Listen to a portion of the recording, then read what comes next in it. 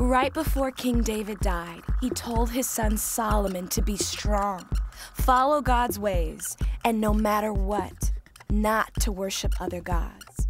Shortly after Solomon took over as king, God appeared to him and said, "Ask for whatever you want me to give you."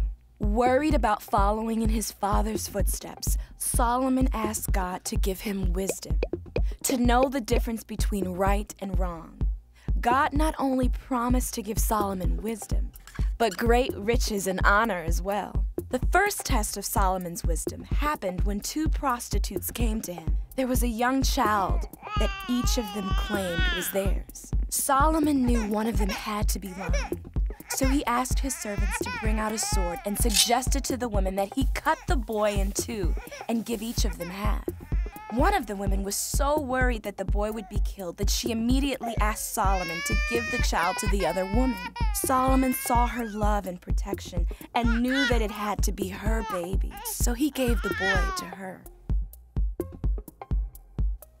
The Israelites were in awe of Solomon's great wisdom. He ruled for many years, growing in wealth and fame. He also wrote down many wise sayings called Proverbs. During his reign, Solomon planned to finish building the temple his father, David, wanted to build. They built a temple that was not incredibly large, but was unbelievably beautiful and detailed. It was 90 feet by 30 feet and had two bronze pillars that led into the place where sacrifices were made. When it was finished, Solomon and the other leaders sacrificed a huge number of animals in worship to God. When they did, the whole temple filled with a thick cloud of smoke.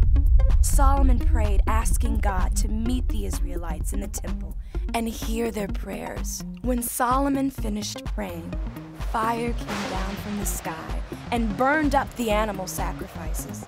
That night, God appeared to Solomon again and promised to bless him in all that he did, as long as he would keep following God. In some areas, Solomon did follow what God told him to, but in others, like worshiping other gods, he failed. Because of this, God told Solomon that the kingdom of Israel would be taken from his sons, and they would not enjoy the peaceful, successful reign that he had.